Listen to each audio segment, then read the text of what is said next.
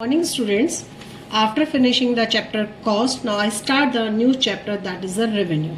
It is also a very interesting chapter, small chapter. वो छोटा chapter है. अगर मैं इसमें बोलूँ तो आपको केवल मेन 2 क्वेश्चंस लर्न करने हैं, ठीक है. और लास्ट में कंक्लूजन दूंगे इन 2 क्वेश्चन के जगह भी. अगर हम main 5 line with concept learn कर लोगे तो आपको पूरा चैप्टर थॉरो हो जाएगा. लेकिन 5 lines with reasoning with logically learn करना चैप्टर बहुत ईजी आपको लगेगा. Now I start the new chapter that is the revenue. What is the revenue? अगर simple language में बोलते हैं, it refers to the market value. It refers to the market value of output of the goods produced. कि economy में जो भी चीज produce हुई है उसकी जो मार्केट वैल्यू है दैट इज द रेवेन्यू. अगर सिंपल लैंग्वेज में बोल रहे हैं कि what is the revenue, it refers to the market value of the all output of the goods produced in the economy. ठीक है. लेकिन अब हम जब इसके बाद टेक्निकली टर्म कर रहे हैं कि हम एज ए इकोनॉमिक्स रेवेन्यू का मीनिंग क्या पढ़ेंगे, तो एज ए रेवेन्यू का मीनिंग है कि after selling whatever you get in the money form. अगर आपने किसी चीज को सेल आउट किया, मैंने 100 kg वीट का प्रोडक्शन किया, after selling the 100 kg wheat I got the 1000 rupees.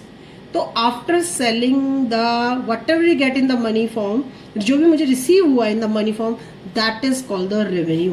तो इट मीन्स, जो टेक्निकली आपको डेफिनेशन लर्न की याद करनी है वो ये करनी है. It means the market value of output, market value of output और money receivable from sale of output, money receivable from sale of output. This is the accurate meaning of the revenue. ठीक है. तो इन अब हम short run पढ़ रहे हैं, not short run long run से इससे कोई रिलेशन नहीं है. अब जो revenue has the 3 concept. The one is the total revenue, the second is the marginal revenue, and the third one is the average revenue. There are the 3 types of the revenue. ठीक है. the total revenue, marginal revenue, average revenue. अब इस तीनों की जो meaning है मैं आपको एक शेड्यूल से समझाऊंगी, बहुत जल्दी समझ में आएगा. सपोज करो हमारे पास यूनिट सोल्ड है, जो हमने यूनिट सोल्ड की, यहाँ पे प्राइस है, दिस इज द प्राइस जो कि रुपीज में है. नाउ टीआर जो भी ऑब्वियसली रुपीज आप यहाँ पे मेंशन कर देगा. If you sell 1 unit, the price of the 1 unit is at 10. So how much you get? How much you receive? That is only the 10 rupees. If you sell that 2 units of any goods at the rupees 10, market में 10 रुपए की एक unit थी. The price of 1 unit is rupees 10. After selling that 2 unit, how much is you get? Now 20. Now 3. Then 30. Now 4. Now 40. ठीक है. Clear हो गया. तो it means this is the after selling the particular amount. यहाँ पे particular amount is the given amount that is the 4 units. तो after selling the 4 units, ठीक है, जब हम थ्योरेटिकल में लिखेंगे तो उसको लिखेंगे given unit. After selling the given commodity, given quantity of a commodity, whatever we get in the money form that is called the total revenue. यहाँ पे सिंपल लिखा है after selling the amount, after selling whatever we get in the money receive that is the revenue. But यहाँ पे definition में change हो गया. After selling a given commodity, given quantity of a commodity, एक particular amount को cell करके जो भी हमें मनी की रिसीव हो रही है दैट इज टोटल रेवेन्यू. अगर हमने एक भी यूनिट सेल नहीं की, प्राइस यही था, तो टीआर इज ऑलवेज 0. तो according to this the TR का मीनिंग हो गया it is the total amount of money that a firm receive after selling a given, this is the most important word in the definition, given quantity of a commodity. Done? Clear हो गया? I think clear हो गया. What is the total revenue? The second is the marginal revenue. After selling the 1 more unit, how much the addition in the TR? only the 10 rupees. This is the marginal revenue. Again producer sell one more unit, again addition to the TR is 10 rupees. After selling one more unit, again addition to the 10. So addition to total revenue, addition to total revenue, this is the correct revenue. वैसे तो हम change in total revenue भी डाल सकते हैं, but addition to total revenue डालेंगे तो ज़्यादा better है. Addition to total revenue after selling one more unit of a commodity, that is known as the marginal revenue. अब यहाँ पे हमारा dash आएगा. अगर आपने यहाँ 0 पुट कर दिया तो आंसर रॉन्ग हो जाएगा, क्योंकि कैलकुलेटेड क्वेश्चन भी है, तो यहाँ पे डैश आएगा बेटा. Done. Now start marginal revenue. Done.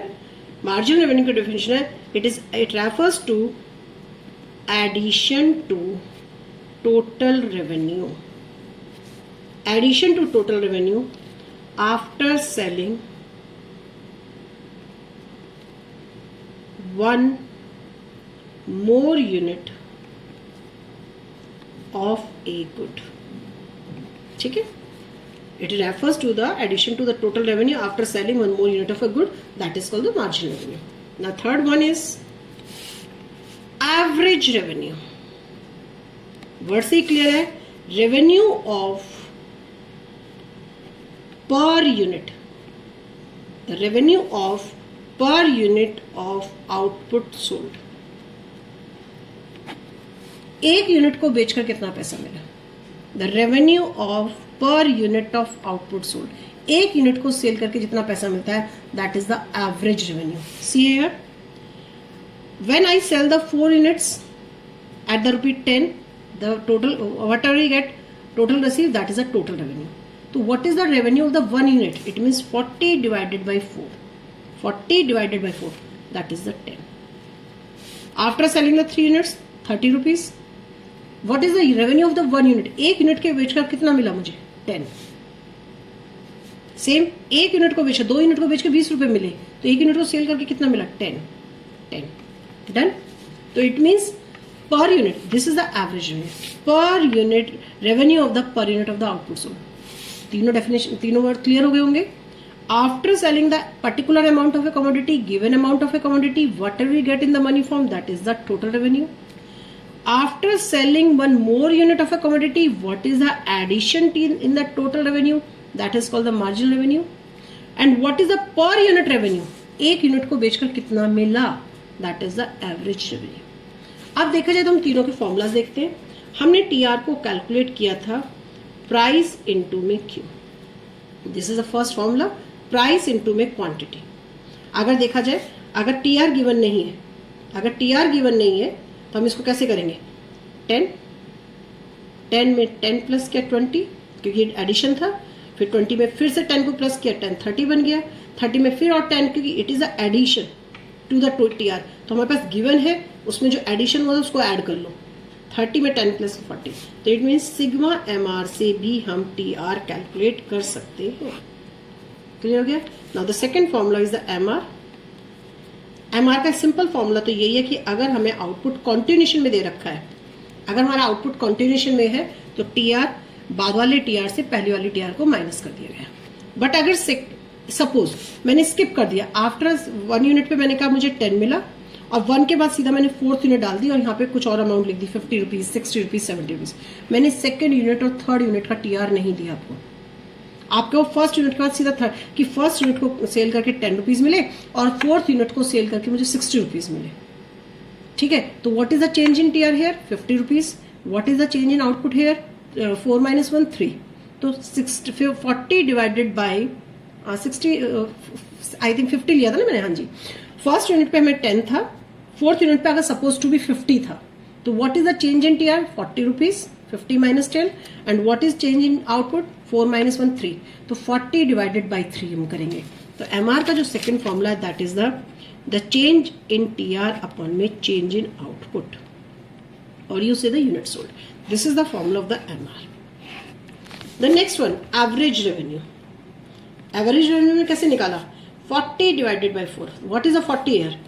Total revenue divided by output, और यू से the Q, unit sold, quantity जो हमने सेल की है. तो this is the formula of the average revenue. अब आप यहाँ पे देख रहे हैं कि हमारी एवरेज रेवेन्यू की वैल्यू और प्राइस की वैल्यू सेम है, बट आप ये कहेंगे मैडम MR की वैल्यू भी सेम है, but it is not always true. हमेशा MR और प्राइस इक्वल नहीं होती, but AR always equals to price होते हैं, but AR always equals to price होते हैं, but MR is not always equals to price. MR एक सिचुएशन में है कि अगर ऐसा होगा तो MR may be equals to AR, but it is not always true, but AR always equals to price. अब ये बोर्ड में भी सिंपल एक क्वेश्चन आ जाता है 1 मार्क्स में कि which revenue is equals to price, which revenue is also known as the price. ये सिंपल एक क्वेश्चन है कि विच रेवेन्यू, तो सिंपल सा आंसर है एवरेज रेवेन्यू। बट अगर ये पेपर में क्वेश्चन आ जाए show AR equals to price, कि प्रूफ करिए कि AR प्राइस के इक्वल है, तो कुछ नहीं करना। अब हमें पता है इसका आंसर कि AR का फॉर्मूला क्या है, TR अपॉन में टोटल आउटपुट, ठीक है। It means TR divided by Q। We know TR is equal to P into Q down. Now तो we can express AR is equal to, TR की जगह मैं इसे मेंशन कर देती हूँ, P इंटू Q अपॉन में Q, तो Q से कट गया, Q हो गया, तो AR is equal to what, only price. तो it means from the above we find that AR is equals to price। Clear हो गया, डन हो गया, क्लियर। तो अगर 3 मार्क्स में आएगा तो केवल आपको इतना मेंशन करना है, और 1 मार्क्स में आएगा तो आपको शॉर्ट फॉर्म में एक्सप्लेन करना है। क्लियर बेटा, okay. The next topic is, it is a very important topic, relation between output and revenue। Output and revenue के बीच में रिलेशन है। It means what is the change, manner of change in revenue. It means अगर इससे हम question निकाले तो question हमारा निकलता है what is the manner of change in revenue as output rises। अगर आउटपुट राइज हो रहा है तो क्या रेवेन्यू में राइज होगा, और रेवेन्यू क्या है, just it is output, revenue is output multiplied by price. तो it means if price will change, सीधी सी बात अगर मैं इससे रिलेट क्वेश्चन करूं कि क्या आउटपुट चेंज होने, रेवेन्यू में क्या चेंज होगा as output rises, because we know revenue is output multiplied by price. कि रेवेन्यू क्या है, आउटपुट को मल्टीप्लाइड बाय प्राइस है। तो इट मीन्स नेक्स्ट क्वेश्चन क्या राइज होता है कि if there is change in prices, what is the change in the output, कि आफ्टर चेंज इन प्राइस,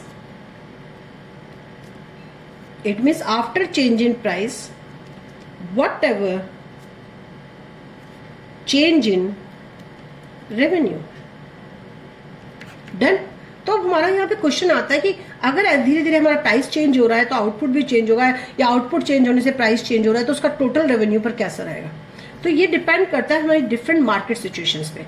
अब हम यहाँ इस चैप्टर में 2 सिचुएशन पढ़ेंगे कि सपोज टू बी, अब मार्केट में 2 टाइप की शॉप्स होती हैं, एक फिक्स रेट की शॉप होती है, एक बार्गेनिंग शॉप होती है। क्लियर हो गया। अब मार्केट में जाते कहेंगे तो बार्गेनिंग है। Bargaining means if a producer want to increase the sale it must be reduce the price. अगर प्रोड्यूसर अपना सामान ज्यादा बेचना चाह रहा है तो प्राइस को कम करेगा। कुछ शॉप्स होते हैं नहीं, फिक्स रेट, कोई चेंज नहीं, चाहे आप 1 डजन बनाना ले लो चाहे आप 4 डजन बनाना ले लो, आपको प्राइस तो यही पे करना पड़ेगा पर यूनिट के हिसाब से। ठीक है। तो मार्केट में अब हमारे पास 2 तरह की सिचुएशन है कि if a firm is able to sell more units by lowering the price, and the first situation है if a firm is able to sell more units at a given price। ठीक है। तो हम आज पहले situation में, आज हम पहले स्टडी कर रहे हैं कि what is the behaviour of, आज हमारा इंपॉर्टेंट क्वेश्चन है कि व्हाट इज द बिहेवियर, हम तीनों का बिहेवियर पढ़ेंगे, behaviour of TR, MR and AR if a firm is able to sell more price at a given price.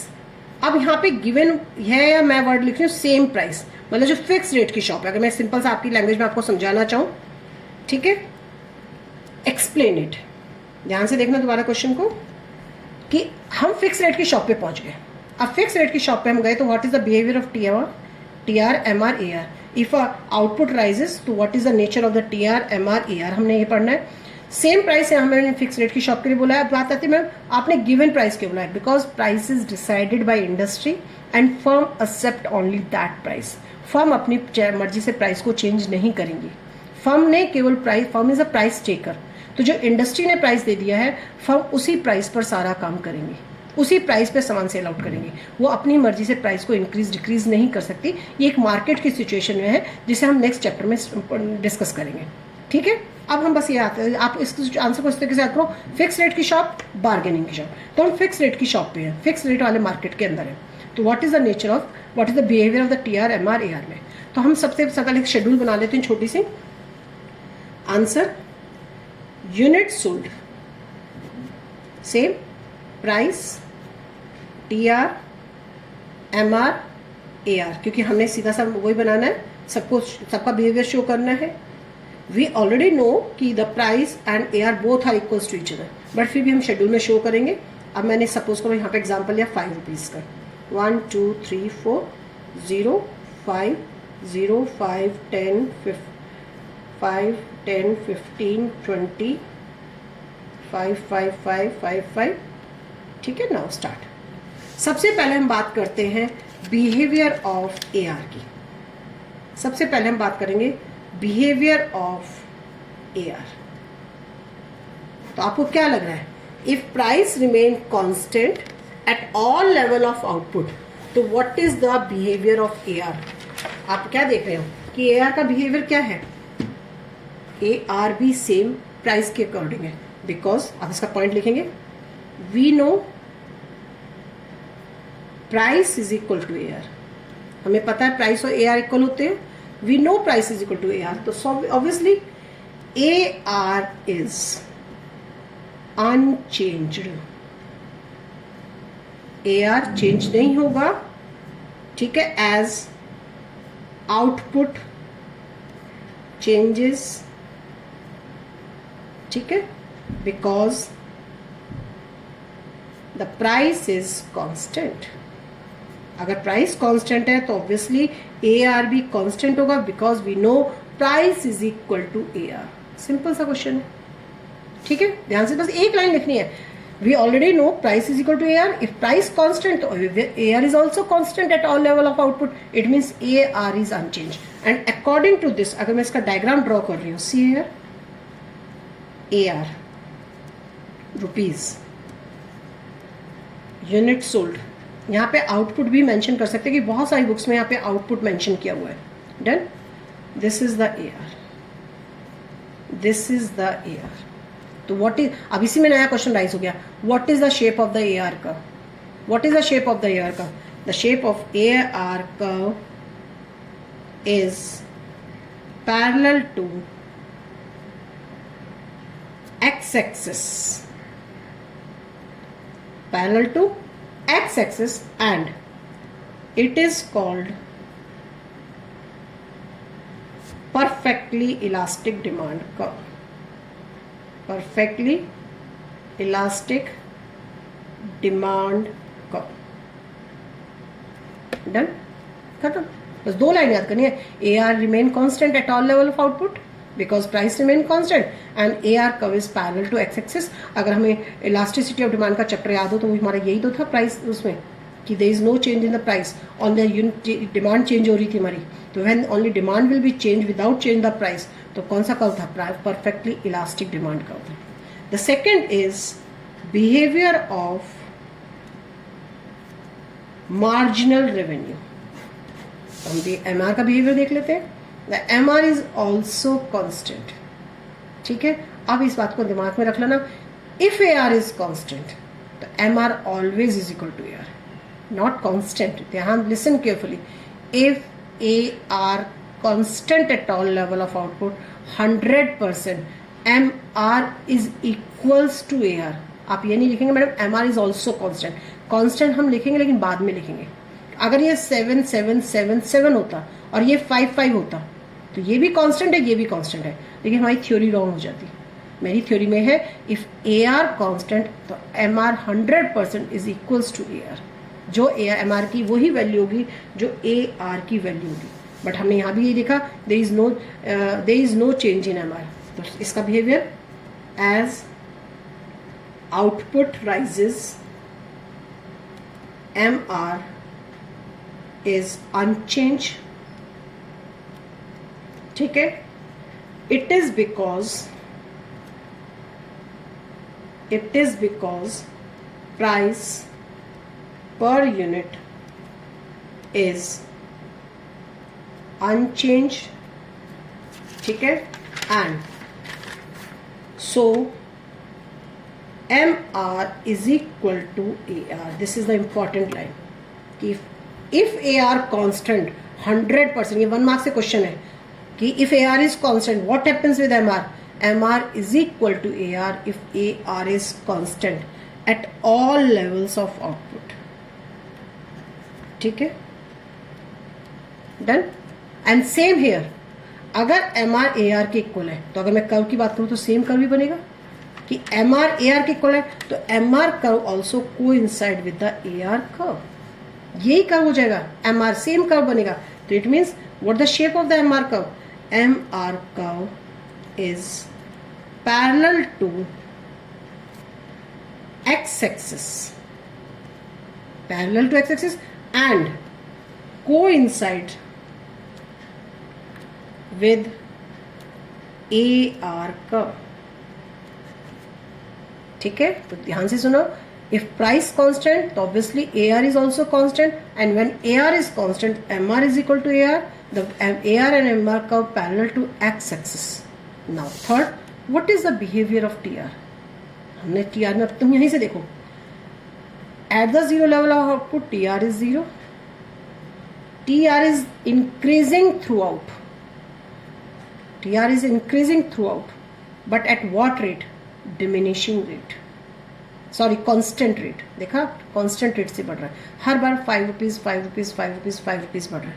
सी है, कहीं भी चेंज है नहीं. ओनली 5 रुपीज इंक्रीज हो रहा है. क्लियर हो गया. तो it is if the price is constant तो TR is increases at the constant rate and any क्या कहेंगे concept if increases at the constant rate the curve is always the upward slope straight line. ठीक है. Straight line. ना curve concave बनेगा ना curve convex बनेगा. First हम लिखते हैं यहाँ पे देखिए, इफ प्राइस इज कांस्टेंट, यहाँ पे बिहेवियर ऑफ TR की बात चल रही है हमारी. The behaviour of TR, if price is constant TR is increasing at constant rate. This is the behavior of TR. कि ये नहीं लिखना, ओनली इतना नहीं लिखना कि TR is increasing. At what rate TR is increasing ये मेंशन करना बहुत इंपॉर्टेंट है. The second one is TR curve is 45 degree. अभी शो करूंगी आपको diagram. 45 degree positively upward slope straight line, positively slope, upward slope, straight line throughout.